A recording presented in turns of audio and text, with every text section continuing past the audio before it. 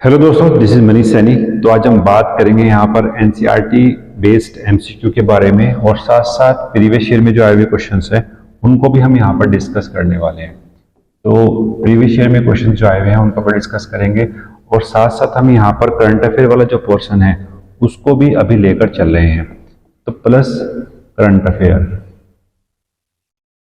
तो दोनों ही पोर्शन हम साथ साथ लेकर चलेंगे ताकि जो आपके एग्जाम की प्रिपरेशन है वो यहाँ पर लगातार चलती रहे। इस पूरी क्लास की पीडीएफ आपको हमारे टेलीग्राम ग्रुप से मिल जाएगी, जिसका लिंक आपको डिस्क्रिप्शन में यहाँ पर मिल जाएगा। ठीक है, तो वहां से भी आप इसकी जो है पीडीएफ है वो इजीली डाउनलोड कर सकते हैं। आपके सभी एग्जाम के लिए यहाँ पर ये महत्वपूर्ण होने वाला है।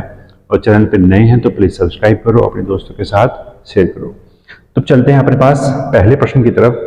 पहला जो हमारे पास यहाँ पर प्रश्न है कि हाल ही में ही परिवर्तन चिंतन नामक पहला त्रिपक्षीय सेवा योजना सम्मेलन कहां पर आयोजित किया गया। तो ये आयोजित किया गया था यहाँ पर दिल्ली में, और केंद्रीय रक्षा मंत्रालय द्वारा 8 अप्रैल में, यानी 8 अप्रैल में यहाँ पर बनाया गया था और नई दिल्ली में इसका उद्घाटन यहाँ पर किया गया।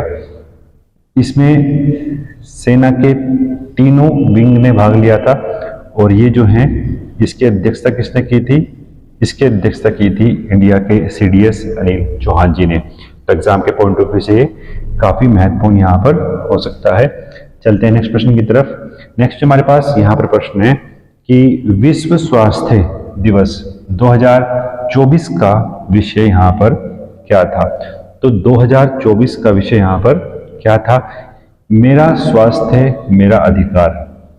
विश्व स्वास्थ्य संगठन जो है हर साल 7 अप्रैल में, 7 अप्रैल एक विश्व स्वास्थ्य संगठन के लिए एक स्थापना दिवस भी है। तो एग्जाम के पॉइंट ऑफ व्यू से ये महत्वपूर्ण है। स्थापना दिवस कब है इसका? 7 अप्रैल में। तो इसने जो है मेरा स्वास्थ्य मेरा अधिकार यहाँ पर इसकी थीम रखी थी 2024 के लिए। और अगर मैं बात करता हूँ WHO के बारे में, जो एग्जाम के लिए आपके लिए महत्वपूर्ण हो सकता है, इसने अभी 75 वर्ष जो हैं वो यहाँ पर पूरे किए हैं। 75 वर्ष। 7 अप्रैल 2048 में जो है इसकी स्थापना हमारे की गई थी। और ये जो है WHO जो है वो यूनाइटेड नेशन की एक संस्थान भी है, यूएनओ का एक संस्थान भी है। इसका मुख्यालय कहाँ पर है? वो स्विट्जरलैंड के जनेवा में स्थित है। इसकी जो प्रमुख हैं वो हैं इथोपिया मार्गरेट चेन, और जो इसकी उपनिदेशक हैं वो भारत से संबंधित है। भारत की सौम्या स्वामीनाथन वो जो है इसकी उपनिदेशक है। तो एग्जाम के पॉइंट ऑफ व्यू से काफी यहाँ पर महत्वपूर्ण हो जाता है, भारत की सौम्या स्वामीनाथन। फिर हम बात करते हैं यहाँ पर इसकी जो 2 उप महानिदेशक रखे गए हैं। एक है यहाँ पर जैन एलिशंस, ये कहाँ की है? यूनाइटेड किंगडम की यहाँ पर है। एग्जाम के पॉइंट ऑफ व्यू से दोनों ही जो हैं प्रमुख और महानिदेशक जो भारत संबंधित है वो यहाँ पर महत्वपूर्ण है। चलते हैं नेक्स्ट प्रश्न की तरफ। नेक्स्ट जो हमारे पास यहाँ पर प्रश्न है कि ग्रीक लेखकों ने अमित्रोचेटस किसे कहा है।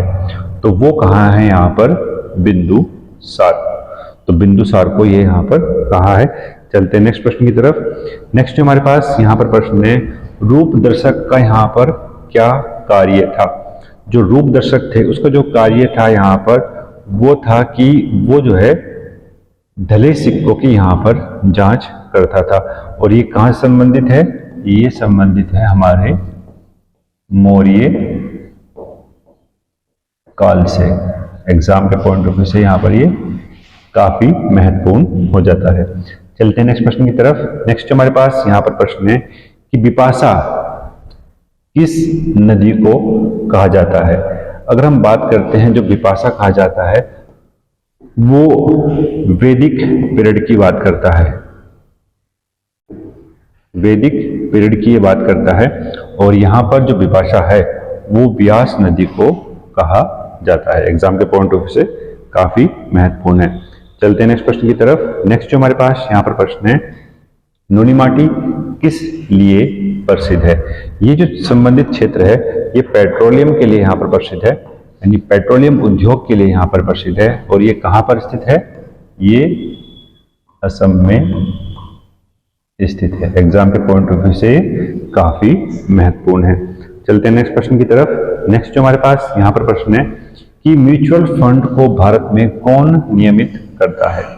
तो म्यूचुअल फंड को जो नियमित करता है वो है यहाँ पर सेबी।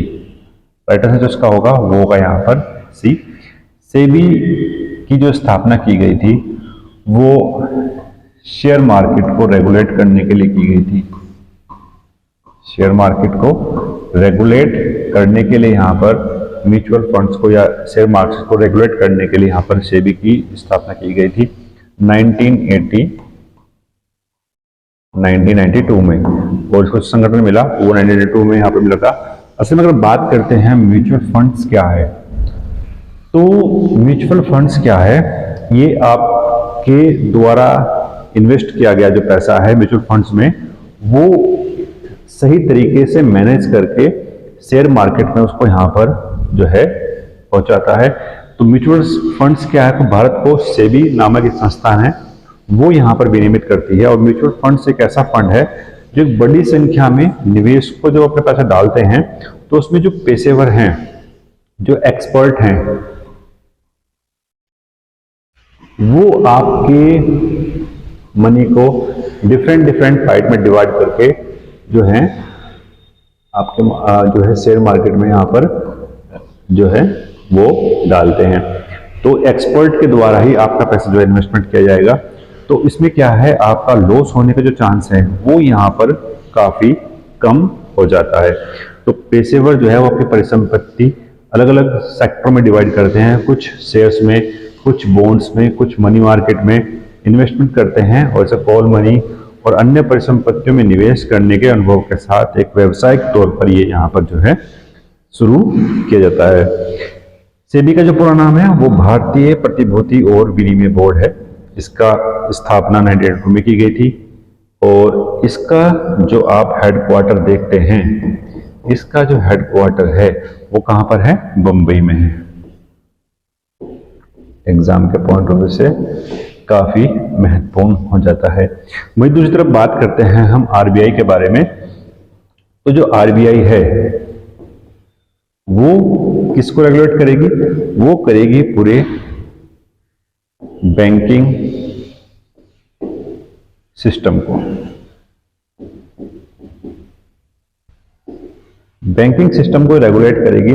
और मैं बात करता हूं, ये अपने आप में क्या है?